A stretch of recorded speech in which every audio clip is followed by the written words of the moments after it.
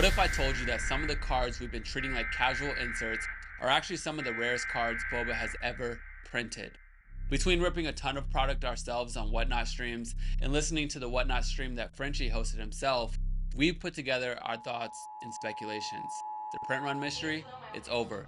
Welcome to Inside the Vault.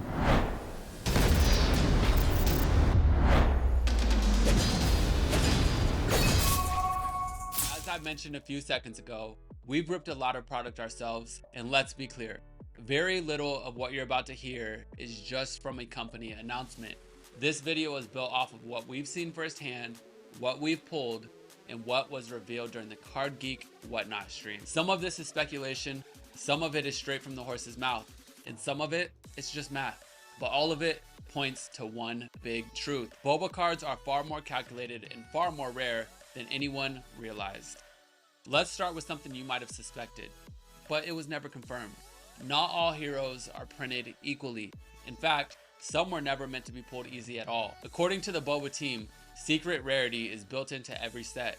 That means a few select heroes, often stronger, higher power base characters, are deliberately printed in lower quantities. We saw this in Alpha. Remember the Barocious Gum, the Matata Gum, Gaviler? Those were nearly impossible to find, and that wasn't random. The same pattern appears in Alpha Update, and while we don't have exact numbers, what we do know is this. If you haven't seen a hero show up in weeks, there is absolutely a reason. Some inserts are rare, maybe because of their parallel, others simply because of who they are. A Jaden Daniels is not going to show up as much as a Puka Dot.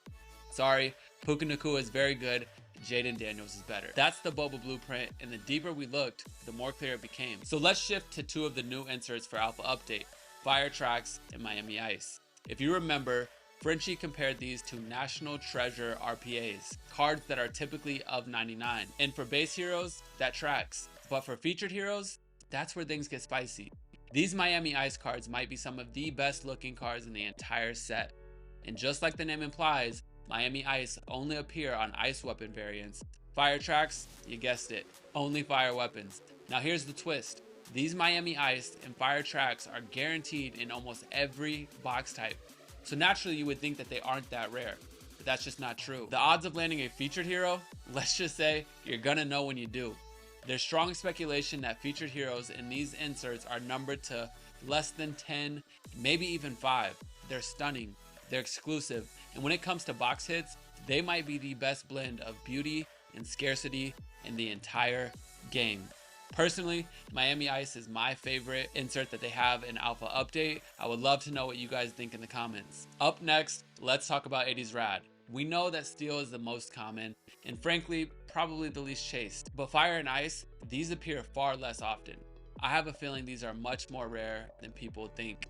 Glow RADs are obviously more rare than Fire and Ice, and I know a lot of people are starting conversation about Glow RADs being of 25, but based on what we've seen, you may want to think again. These may creep below of 20 for certain heroes. And yes, we're still talking about base heroes, not featured heroes. After Glow, you obviously get into the Hex weapon, and that's where things get crazy. If I had to guess, there may be less than 10 of each Rad Hex for each base hero. And as we all know, featured hero and Hex Rad are secret one-of-ones. Let that sink in. One card, one shot, one collector who holds it forever. And as we move on, mixtapes are another story entirely. Frenchie confirmed on stream that each base hero has about 100 total cards across all weapon types, give or take. We've seen steel pop up more often, Fire and Ice much less frequently. If we try to back ourselves into what the print run on these cards might look like, the picture becomes clear. Let's just say there's 50 steel mixtapes for each base hero. That would mean there are maybe 15 to 20 of each Fire and Ice. Well, what would that mean for Glow and Hex? I think you're starting to understand that some of these cards get rare very quickly above the steel weapon type. Now, if we jump to featured heroes, these are truly next level. Each featured hero could have less than 25 total mixtapes across all weapon types, and that includes the full range: steel, fire, ice, glow, and hex. 25 mixtapes potentially across all weapon types. That's insane. So if you're holding a glow or maybe even a hex mixtape of a featured hero, that might be your only chance at owning one. They are very rare. But at the same time, it's not just about rarity, it's about exclusivity. And the more we learn, the more clear it gets. Some of these were never meant to surface more than once or twice. And listen, I want to know, have you pulled a mixtape that you think might be short printed? Drop it in the comments. I want to see what's out there. Next, let's talk metallic BattleFoil autos. These are clearly signed and very rare, but they're not numbered. Because of that, they have quickly become some of the most mysterious cards in the game.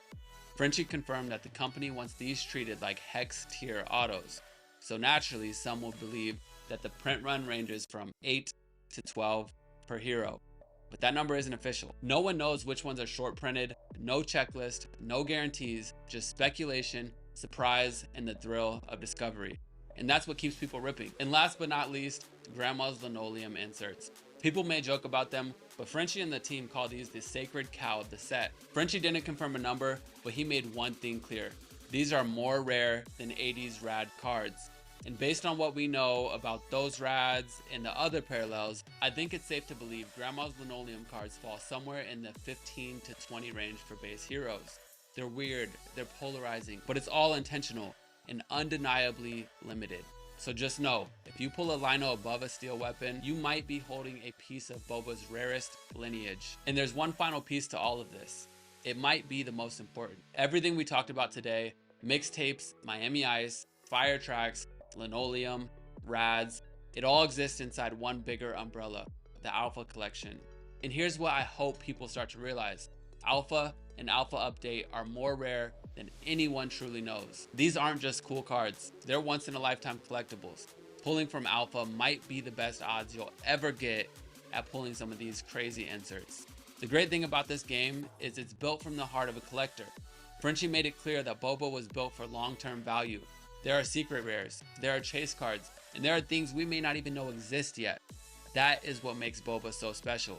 And if you're ripping these sets now, you are part of the foundation that defines it. So all in all, BoBa isn't just about flashy cards, it's about calculated scarcity.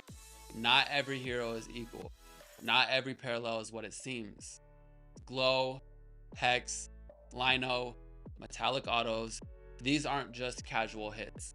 They're intentional, strategic, and in some cases, one of ones. So if you've pulled something crazy, let us know in the comments. We would love to see what you feel may be a chase card that is of 5, of 10, somewhere in that range, maybe even less. And hey, while you're here, don't forget to like the video, hit that subscribe button, and tap the bell so you don't miss the next deep dive. See you next time.